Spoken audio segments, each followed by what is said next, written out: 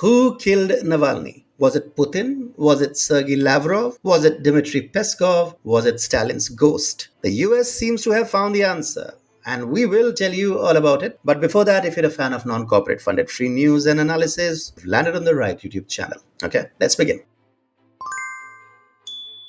Alexei Navalny's untimely demise in a harsh Arctic penal colony in February sent shockwaves through global politics, reshaping diplomatic ties and sparking a series of economic sanctions against Russia. The ripple effects disrupted ongoing delicate prisoner exchange talks between Russia and the West and scattered the already sparse Russian opposition. Interestingly, US intelligence agencies have hinted that Putin might not be behind Navalny's death. Despite the notorious reputation of the prison, findings suggest no direct order came from Putin himself. The intelligence community, including heavyweights like the CIA and the State Department's intelligence unit, seems to be on the same page, believing that Putin did not orchestrate this grim event. Across the pond, European intelligence is also tuning into the US frequency on this matter. Skepticism about Putin's direct involvement was already a quiet whisper among some European capitals, and now it might grow louder.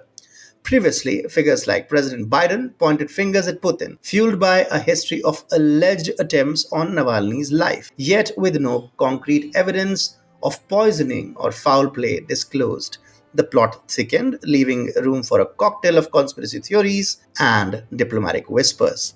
Alexei Navalny's allies, particularly Leonid Volkov, are throwing some serious shade at the US intelligence community's take on the matter, calling it, quote unquote, naive. According to Volkov, thinking Putin wasn't involved is as silly as expecting bears to stop liking honey. Of course, he didn't say that, but he meant this. Meanwhile, over in Poland, Sławomir Dębski is scratching his head at the US assessment too. He's pretty convinced that Putin had his eyes on Navalny, given the opposition leader's knack for stirring up political drama. Dębski pointed out that an unintended death for someone as high profile as Navalny seems a bit too convenient, especially with Putin's re-election looming. The US side of the story is based on a cocktail of classified intelligence and public facts, hinting that the timing of Navalny's death could be more than just bad luck. But details are as fuzzy as a winter hat in Siberia. So as the mystery deepens, it's clear that the exact circumstances of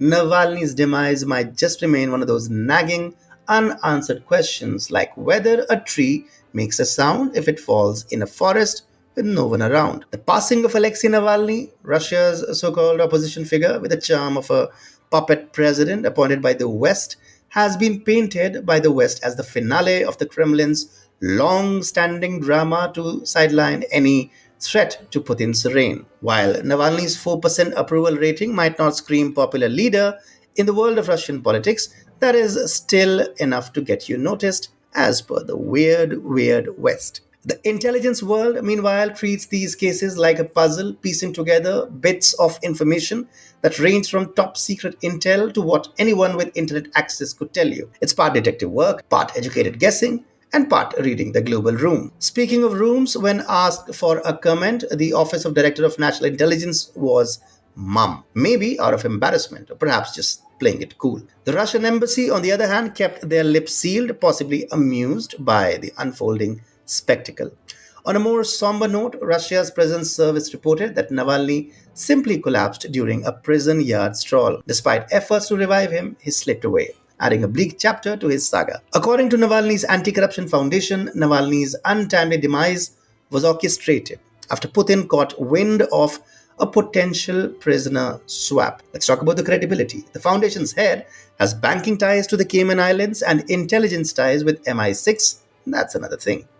As the world watches, the truth, much like Navalny's political success, remains elusive. We had made a video in which we had explained that Navalny was a failed Western experiment and that he was an MI6 asset also trained by the CIA.